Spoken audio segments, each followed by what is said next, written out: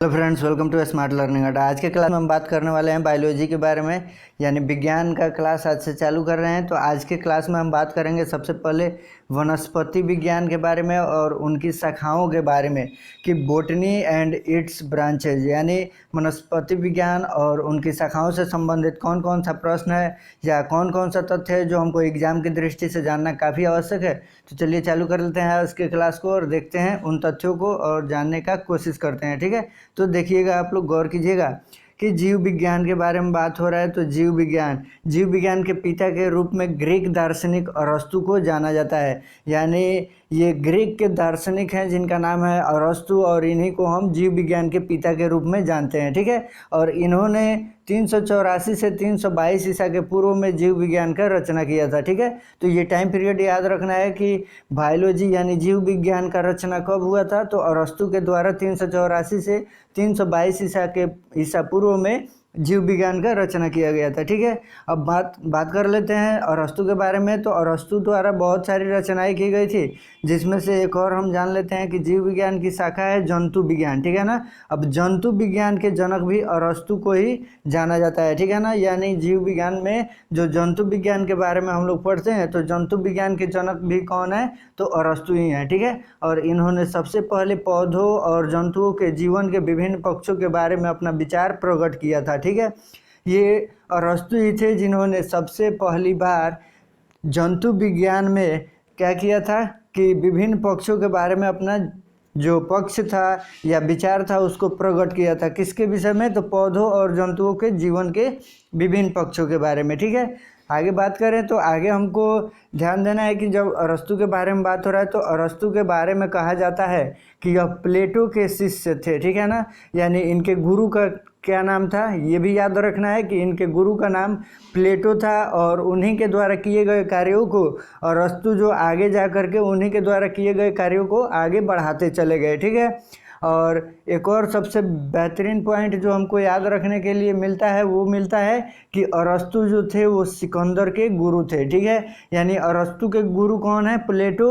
और अरस्तु किसके गुरु हैं, तो सिकंदर के, ये याद रखना है। ठीक है, आगे बात कर लें तो अरस्तु ने भौतिकी, अध्यात्म और कविता, राजनीतिक शास्त्र सहित कई विषयों पर रचनाएं की, और इसी के वजह से क्या था कि ये सिकंदर के गुरु कहलाए थे, क्योंकि सिकंदर एक बहुत ही महान शासक था जिसको सिकंदर महान के भी नाम से जाना जाता है। हिस्ट्री में हम काफ़ी डिटेल्स में सिकंदर के बारे में पढ़ेंगे।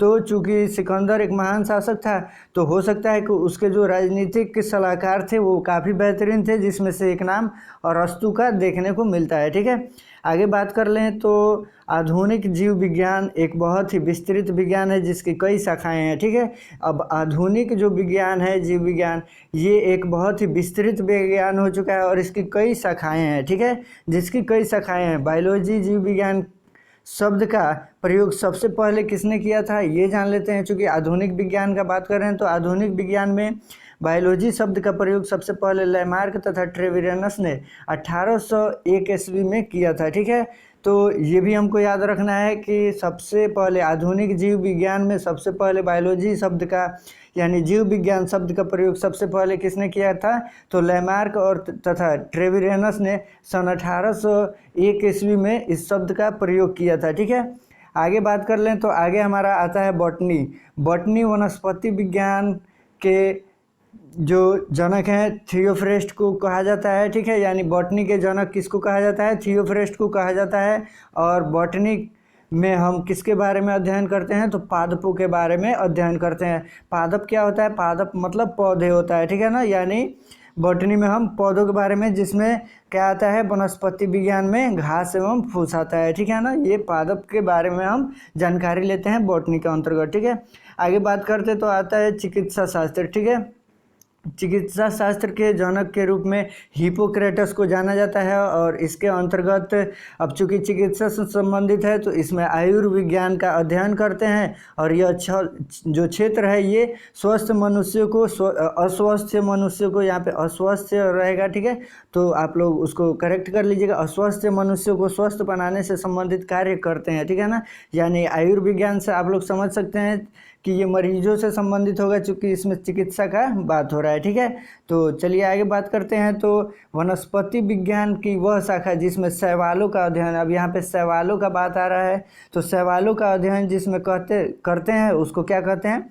फाइकोलॉजी। अब इधर ये 2-4 पॉइंट्स है जिसको याद करना आवश्यक होता है, चूँकि ये ऑब्जेक्टिव फॉर्म में भी इसका क्वेश्चन पूछ देता है या सब्जेक्टिव फॉर्म में भी इसका 1 नंबर के लिए इसका क्वेश्चन आता है, और कम्पिटेटिव एग्जाम में तो काफ़ी महत्वपूर्ण हो जाता है इसका महत्व। ठीक है, तो यहाँ पे बात कर लेते हैं। तो वनस्पति विज्ञान की वह शाखा जिसमें शैवालों का अध्ययन किया जाता है क्या कहलाता है, फाइकोलॉजी कहलाता है। ठीक है, आगे बात करते हैं। तो फूलों के संवर्धन के विज्ञान को फ्लोरिकल्चर कहते हैं, यानी फूलों के संवर्धन के जो विज्ञान होता है उसको क्या कहते हैं, फ्लोरिकल्चर कहते हैं। ठीक है, और आगे बात करें तो इसके अंतर्गत फूलों की पैदावार और मार्केटिंग इत्यादि शामिल होते हैं, यानी इसके अंतर्गत हम क्या क्या पढ़ते हैं, तो फूलों के संवर्धन के विज्ञान को फ्लोरिकल्चर कहते हैं, और इसके अंतर्गत फूलों की पैदावार से लेकर के और जो मार्केटिंग होता है फूलों का, इन सब चीज़ों के बारे में हम जानकारी लेते हैं। ठीक है, आगे देखिएगा डेंड्रोलॉजी। ठीक है, डेंड्रोलॉजी के अंतर्गत क्या करते हैं, वृक्षों एवं झाड़ियों का अध्ययन किया जाता है। ठीक है,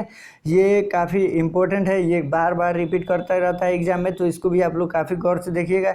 हम जितने भी पॉइंट्स इसमें मेंशन किए हैं बायोलॉजी से संबंधित, वो सारे के सारे बेहतरीन पॉइंट है, और ये हर बार एग्ज़ाम में आने के इनके हद तक चांसेस रहते हैं। ठीक है, तो आप लोग इन सभी पॉइंट्स को काफ़ी अच्छे से नोट डाउन कीजिएगा और याद कीजिएगा। ठीक है, आगे बात कर लेते हैं। तो एंथोलॉजी, एंथोलॉजी में पुष्पों का अध्ययन किया जाता है। ठीक है, एंथोलॉजी में किसका अध्ययन किया जाता है, पुष्पों का।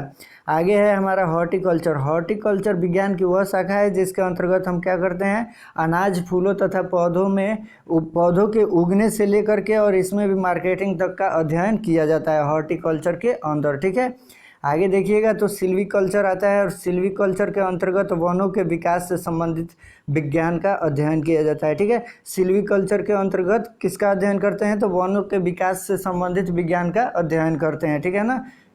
आगे देखिएगा पेडोलॉजी। पेडोलॉजी के अंतर्गत भूमि का अध्ययन किया जाता है। पेडोलॉजी एक बहुत ही बेहतरीन क्वेश्चन है, ये कई बार एग्जाम में आ भी चुका है कि पेडोलॉजी के अंतर्गत किसका अध्ययन किया जाता है, तो भूमि का अध्ययन किया जाता है। ठीक है, आगे है पोमोलॉजी। पोमोलॉजी के अंतर्गत हम फलों का अध्ययन करते हैं। ठीक है, तो ये वीडियो आप लोगों को कैसा लगा आप लोग कमेंट बॉक्स में ज़रूर बताइएगा। वीडियो अच्छा लगा है तो वीडियो को लाइक कीजिए, दोस्तों के साथ शेयर कीजिए। चैनल पर नया है तो चैनल को सब्सक्राइब करके बेल आइकन दबाना ना भूलिएगा, ताकि अगले वीडियो का नोटिफिकेशन सबसे पहले आप लोगों को मिल सके। मिलते हैं अगले वीडियो में, तब तक के लिए धन्यवाद।